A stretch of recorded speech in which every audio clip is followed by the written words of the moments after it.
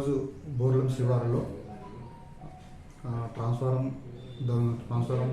ధ్వంసం చేసి అందులో ఉన్న కాపర్ కాయలు దొంగతనం జరిగిందని చెప్పి మనకు కంప్లైంట్ ఇవ్వడం జరిగింది. దానిపైన మనం సీన్కి వెళ్ళి చూస్తే ట్రాన్స్ఫారం ఒక 3 ట్రాన్స్ఫార్మర్స్ని ధ్వంసం చేసి అందులో ఉన్న కాపర్ వైర్ని దొంగలించడం జరిగింది. ఇందులో మనకు అమర్ సింగ్ అని చెప్పి లైన్మెన్ ద్వారా కంప్లైంట్ తీసుకొని దర్యాప్తు స్టార్ట్ చేయడం జరిగింది. ఖచ్చితంగా నిందితులని అతి త్వరలోనే పట్టుకొని వాళ్ళని రిమాండ్కి తరలిస్తాం.